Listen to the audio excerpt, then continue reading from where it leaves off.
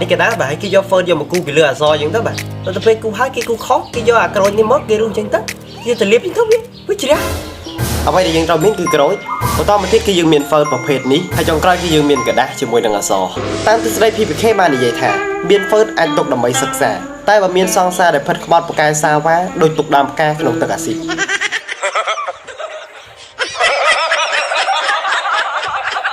ពេលនេះឥឡូវខ្ញុំធ្វើការកាត់ក្រូចជាមុនសិនបាទយើងកាត់វាហើយចាំយើងទៅសេអូខេនេះយើងមានក្រូចហើយមើលឲ្យច្បាស់តិចថាមិនមែនក្រូចមិនមែនខ្វាត់ទេក្រូច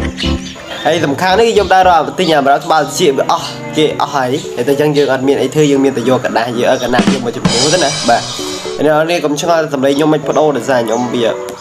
ដាស់សាយហើយទៅអញ្ចឹងខ្ញុំនៅតែថតវីដេអូរបស់បងប្អូនឲ្យមើលអញ្ចឹងអូខេតោះអូខេដល់ហើយឥឡូវយើងនឹងធ្វើការយកអានេះគូពីលើអូខេតោះយើងយកវាគូពីលើមកណាបាទយើងគូកន្លែងណាមួយក៏បានដែរយើងគូវាមកយើងធ្វើគូអុយខុសតមកទៀតដល់ពេលយើងត្រូវធ្វើគឺយើងនឹងយកក្រូចនេះបាទខ្ញុំយកតែកណាត់នេះយកមកដាក់មកអូខេយើងនឹងយកក្រូចនេះដើម្បីយកទៅដាក់លុបពីលើវាអូខេពីយកមករស់ជាតិទឹកមកណាបាទអូខេតោះអ្នកនរគ្នាចាំរាប់ណាបាទចាំមើលតើវាបានមែនអត់អូខេតោះ1 2 3